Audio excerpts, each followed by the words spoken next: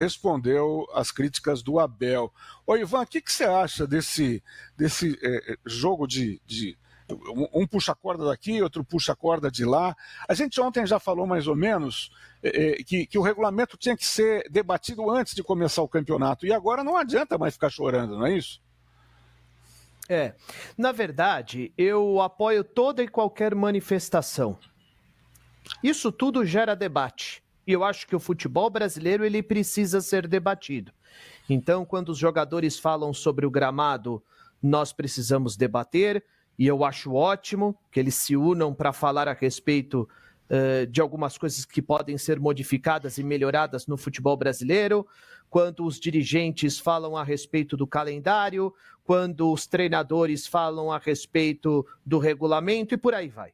Eu sou a favor de toda e qualquer manifestação, desde que você fale com respeito e educação, vale a crítica, vale a manifestação com argumentos para que a gente possa debater e melhorar o futebol brasileiro, por mais que eu acho que a gente vá continuar enxugando gelo, porque ninguém quer mudar absolutamente nada. A única coisa que eu acho que o Abel tem todo o direito de falar, eu só acho que ele tem que falar para presidente do clube dele. Porque, como disse o presidente, ele faz o campeonato para os clubes e tudo é debatido com os presidentes. Então, quando ele critica, e eu acho que a crítica é válida, e todos acho que aqui concordamos com as críticas que o regulamento do futebol paulista ou do campeonato paulista é um regulamento ruim, ele não falou nenhuma novidade, certo? Isso precisa ser falado para presidente do clube dele. Como se o técnico do São Paulo decidir criticar o campeonato ou alguma coisa relacionada ao campeonato, ele tem que falar com o presidente. Porque eles discutem, eles conversam sobre. E ninguém muda absolutamente nada. Eu sou a favor dessas manifestações. Desde que elas aconteçam com respeito, com educação, com argumentos. Eu acho que vale a pena a gente debater várias situações que nós consideramos ruins no futebol brasileiro. Agora nós estamos falando especificamente do futebol paulista, no caso o Campeonato Paulista. Que convenhamos, precisa ser muito melhorado, né? Ontem até deu um exemplo sobre reunião de condomínio, né? O cidadão que não participa da reunião de condomínio não pode reclamar dos problemas do prédio que mora e tal. Fica até ridículo o cara reclamar se ele não participa de reuniões e tal. E no caso dos clubes é a mesma coisa. E pior, né? Eles participam e não leem o regulamento. Aí assinam qualquer coisa e sobra para os técnicos. Essa fala, Berna, não deveria ser do técnico, deveria possivelmente ser da Leila, se ela não tivesse assinado o regulamento do campeonato. Essa história de assinar é meio folclore também, né? O regulamento é imposto, né? Mas tem uma questão, Cacá, que eu não vi ainda, uma reflexão que eu fiz hoje, com os meus botões, né? Você lembrou muito bem sobre a história da reunião de condomínio, eu vou um pouco adiante.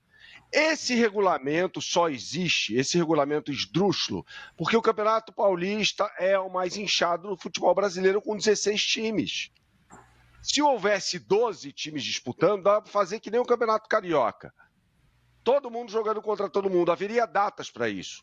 Mas não, quer inchar o campeonato para agradar todo mundo, e aí coloca 16 clubes, é impossível fazer outra fórmula. É impossível. Então vamos lá.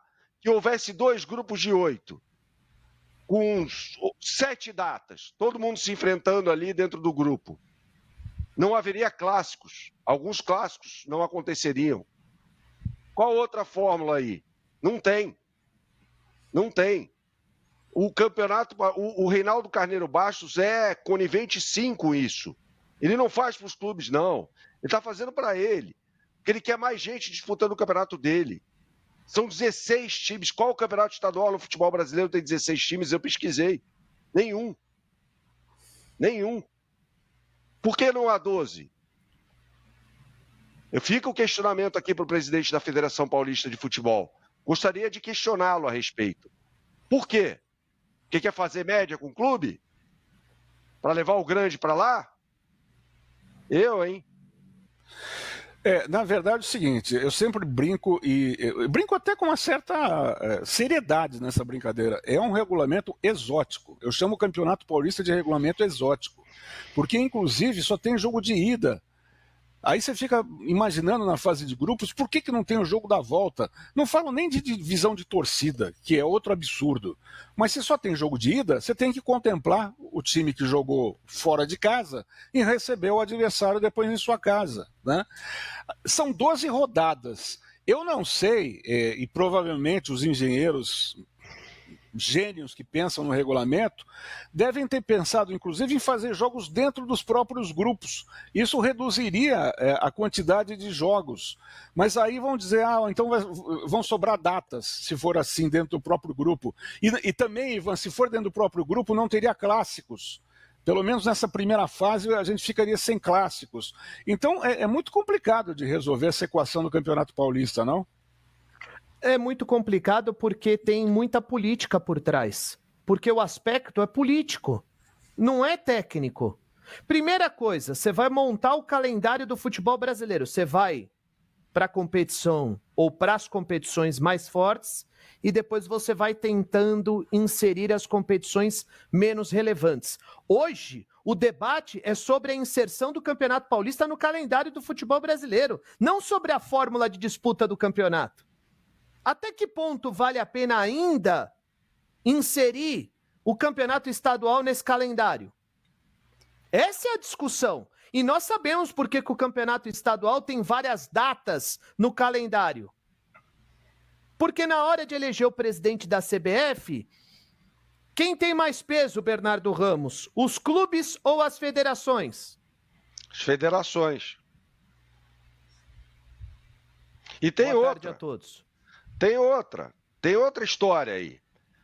O campeonato estadual é o único que não é atingido pela maldita data FIFA. Ele é preservado da data FIFA. Você pode pegar todos os campeonatos... E das outras competições também. Sim, ele é preservado. Tem clubes disputando já a Copa do Brasil, né? O Fluminense vai jogar e tal, o Bragantino vai jogar, o Galo e o Vasco já jogaram, mas são fases preliminares. Agora, a data FIFA não existe. O Campeonato Estadual já acabou. Você pega todas as competições, Libertadores, Copa do Brasil, Campeonato Brasileiro, todas elas sofrem paralisações por conta de data FIFA, o que espreme ainda mais o calendário. O Campeonato Estadual é preservado. Mas a CBF também é conivente, porque a CBF reserva 2 meses e meio aproximadamente para os estaduais, sendo que esse ano, sob o pretexto da gente ter no meio da temporada a paralisação por causa do Super Mundial da FIFA, arrastaram para o início do ano, na segunda semana do ano, o início dos estaduais. E aí, os presidentes dos clubes, do interior principalmente, têm que fazer contrato de 90 dias com seus jogadores. Terminou o contrato de 90 dias, 3 meses, o cara é simplesmente mandado embora, vendido, se desfaz o grupo. Aí fica exatamente a seguinte questão: por que não arrastam o estadual para a temporada inteira? Sendo que os grandes clubes só entrariam na fase decisiva da competição. Por que não? Seria uma forma, inclusive, de você sustentar famílias que dependem do futebol, não por 90 dias, mas por pelo menos 10 meses, que seria o ideal. Perde prestígio. E grana também na TV, né? Grana na TV. O produto ia valer menos. Exibição, ia valer menos. Sem os grandes, né? Os caras